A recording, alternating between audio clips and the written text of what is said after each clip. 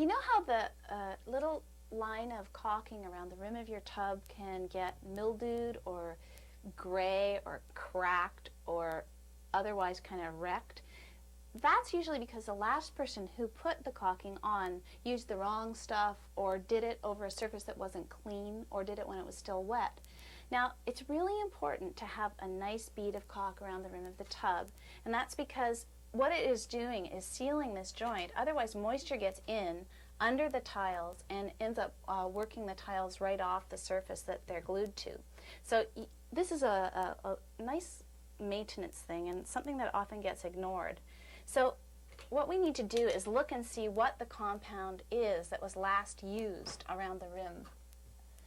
And in this case, what we have is grout. In fact, I don't think this joint has ever been caulked with anything like silicone or tub and tile caulk.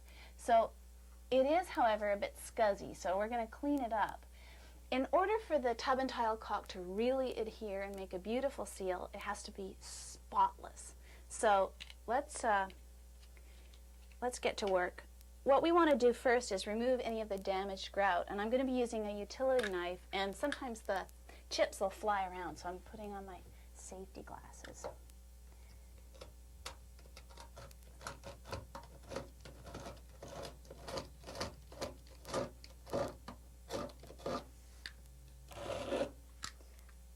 Now, let me tell you something. I'm going to just use this, it's just a cheap paintbrush, and I'm just going to brush those little scraps out of the way. If what you're dealing with in your house around the tub is an old bead of maybe silicone or something that's more on the gooey side of caulking, what you'll need to do is it might take you about 2 hours. It's a bigger job because you have to carefully peel away the old stuff. Most of the time it's kind of greasy and it just won't hold the new seal. Okay, so let me just work up the dust out of this joint a bit. All right, so I'll give it another brush. And now nature gave us a miraculous fluid for removing scum off enamel and tile surfaces. And that is rubbing alcohol. And I've got some in a spray bottle here. This stuff is amazing. You can get anything off a sink or a bathtub rim. It evaporates really quickly, which is great because I don't want to work on the joint if it's not bone dry.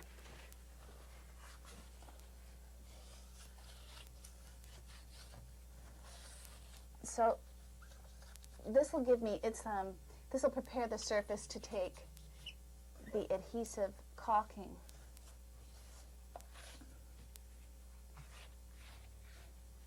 And again, if you've had to remove the gooier kind of caulk before you can get going, a lot of times there'll be moisture trapped behind that stuff because the seal wasn't very good.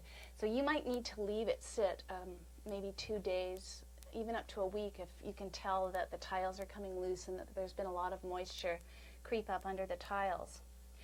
Also, I could right now put a blow dryer on this if I was suspicious that some of the rubbing alcohol had gone down into the joint, but this is a pretty tight joint already. So the next thing I'm going to do is get out my tub and tile caulking, and this tube is nice to use. You can get the big gun-mounted kind of caulking, but this just fits in the hand, and I like it better.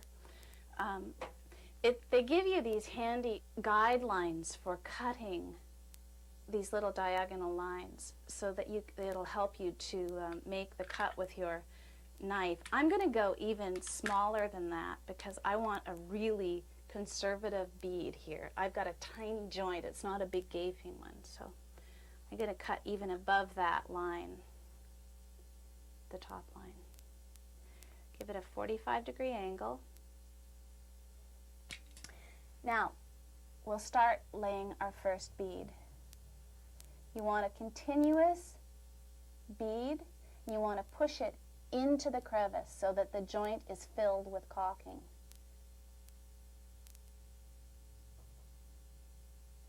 There it comes.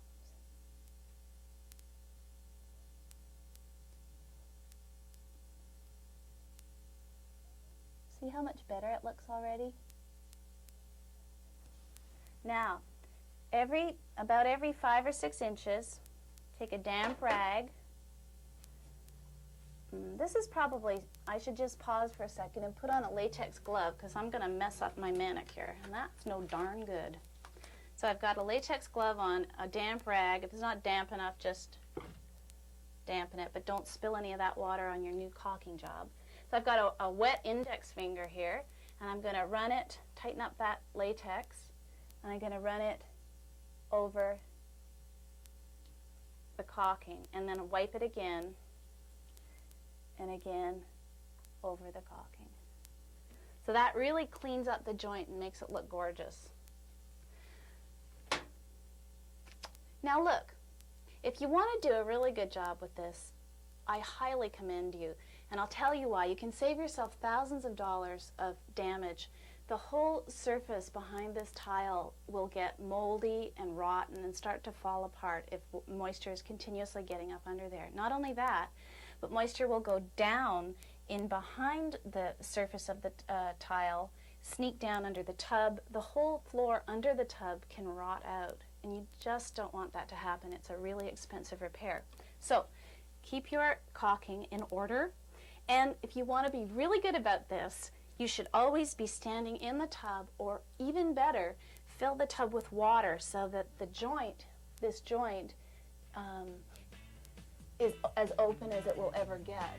That if the tub is really heavy, this joint will be very open and you can get the right amount of caulking into the joint.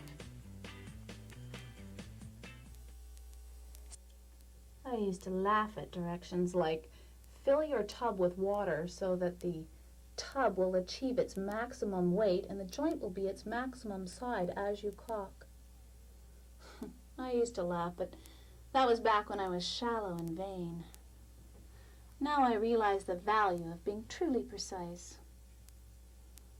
And I'm not only caulking conscientiously, I'm moisturizing my clothes. Your work clothes need help to look their best. Take 2 cups of corn oil, 3 tablespoons of liquid shampoo, and a little dribble of your favorite perfume. Blend at high speed and luxuriate as you caulk.